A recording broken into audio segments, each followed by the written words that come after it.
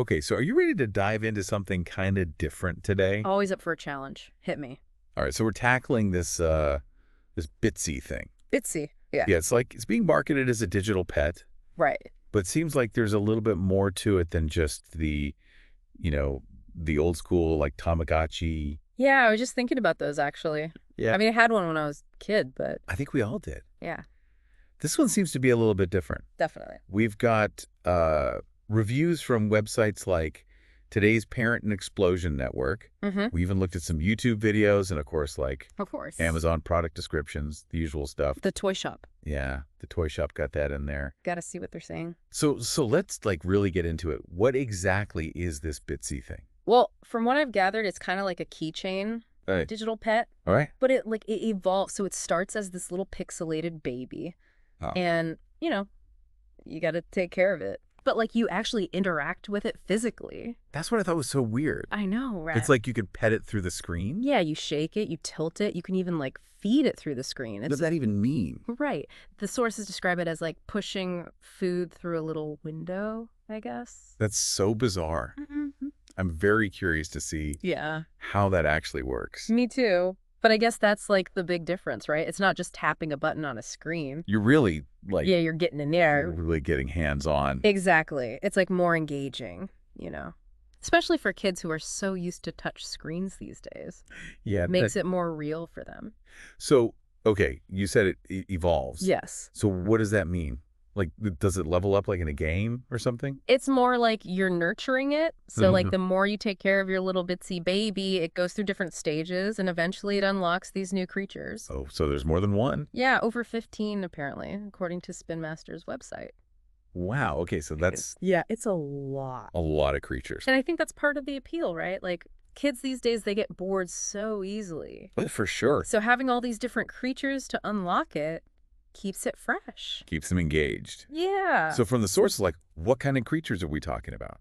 Like, is it just like Well, they mentioned a unicorn, a unicorn? little pixelated unicorn, of course, Okay. a dragon, and even a ghost. A ghost. That's kind of cute. Yeah, right. So it seems like a pretty wide range. It does. And I bet they're banking on that, like, The surprise factor. Yeah, exactly. Like, remember those blind bag toys? Oh, yeah, those were huge. Yeah, this feels like that same kind of thing. You don't know what you're going to get. You're hoping for the unicorn. Exactly. And I bet they make certain ones rarer than others. Yeah.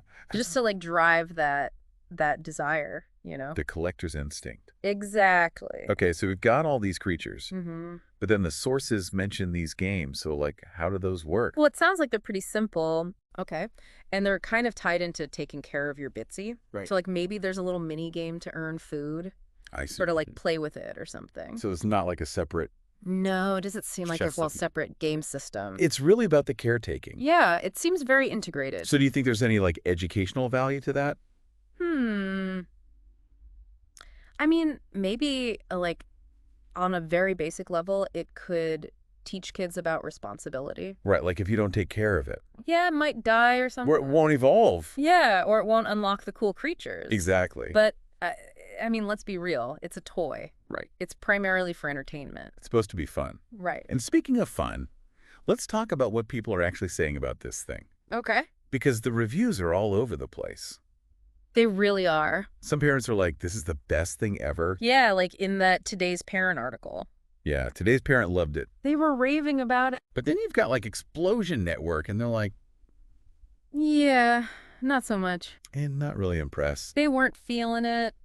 What were their issues? Well, they mentioned the battery life. Okay, yeah, Apparently it doesn't last very long. that's a bummer. Yeah, and the screen size. Too small. Yeah, they said it was a bit too small. Yeah, I saw a bunch of comments on the YouTube videos about that too. Really? Like people were saying it's cute that it's portable, Right. but it's hard to actually see what's happening on the screen. Yeah, especially for kids with, Little fingers not great eyesight. Yeah, and little eyes. exactly. Yeah, that makes sense. So it seems like there are some definite drawbacks. Yeah, trade-offs. Yeah, you get the portability and the tactile stuff, Right. but then you lose out on screen size and battery. Yeah, I guess you can't have it all.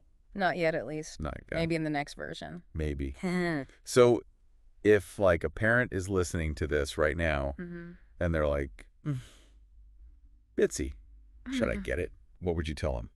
I would say check out those YouTube videos. Oh.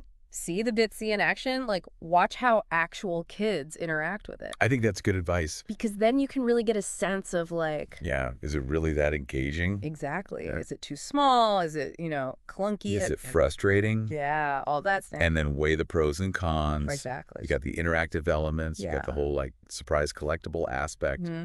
But then you got to think about the battery life, The downsides. the screen size, all that. Yeah, make an informed decision. Yeah. It's not a cheap toy either, from what I saw. No, it's not. So you want to make sure it's worth it Yeah, for sure. before you, Shell out the cash. Exactly. All right. Well, that's about all the time we have for today's deep dive. Wow, that went fast. I know, right? Time flies when you're talking about Digital pets. digital pets. Apparently. It really is fascinating, though, isn't it? It is. Like, you think it's just a simple toy, Right, just a little keychain thing. but it's tapping into all these trends. All these, like, bigger questions about how kids play and how technology influences that. Yeah, it makes you think. It really does. Like, in a world where everything is screens, Mm-hmm. is this like a step in a different direction? Right. Could this be the future of toys? Like this blend of physical and digital play? It's a good question.